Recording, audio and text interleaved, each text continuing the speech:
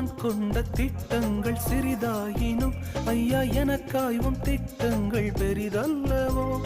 நான் கொண்ட திட்டங்கள் சிறிதாயினும் ஐயா எனக்காயும் திட்டங்கள் பெரிதல்லவோ.